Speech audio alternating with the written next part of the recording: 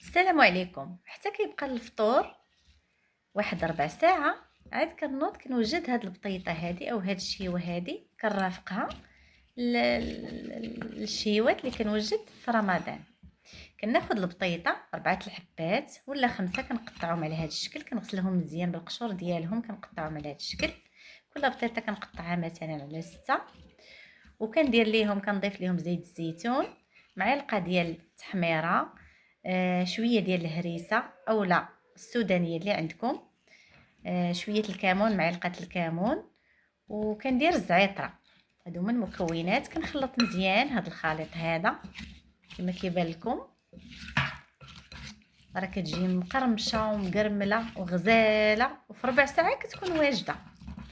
كنخلط باش كيدخل. طبعا كما كنساوش المليحه وكنديروا القياس. رمضان ما خصناش ناخذوا الملحه بزاف وحتى خارج رمضان على ودي الضغط الدموي، على ودي مهم مسائل صحيه. شوفوا معايا كتنسجم. كنتفاداو نديرو الثوم او مسحوق الثوم، من الاحسن بلاش، غير الزعتره راه كتعطي البنه مع السودانيه مع الكمون كافيين. وكنستغناو على الابزار لان انا درت شويه السودانيه دابا كتجي زويونه. من بعد كنوضعوها في واحد، كنديرو بابي كويسون وكنسرحوا على هذا الشكل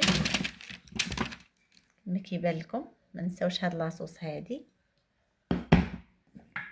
على هاد الشكل هكا في اللاطه اللي كتدخل الفرن.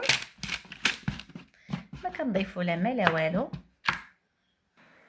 كنسرحوها على هاد الشكل هذا في اللاطه اللي كتدخل الفرن. وكناخذ لاطه اخرى نفس القياس كنغطي بها، ما كنديرش كويسون من الفوق، فقط واحد لاطه اخرى نفس القياس ديال اللاطه الاولى كنغطي بها مزيان على هاد الشكل وكندخلها للفرن مده ربع ساعه هي واجده معانا بالصحه والراحه.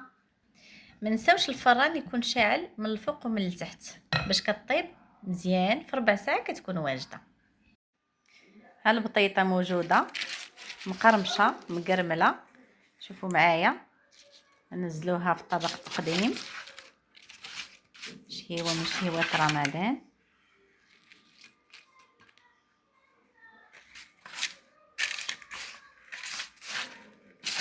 مرفوقه مجموعه ديال لي سالاد كيف هكذا، وعلى الطبق الرئيسي. هذه كتجي غزاله احسن من الفريت، صحيه 100% لان طايبه في الفران وفيها زعتره طايبه بزيت الزيتون.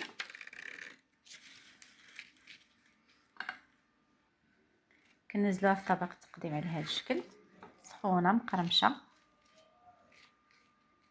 شوفوا معايا كنزلوها في الطبيله ديالنا مرفوقه بمجموعه ديال لي سالاد على حسب الاختيار، واحد الطبق رئيسي. وبصحه فطوركم.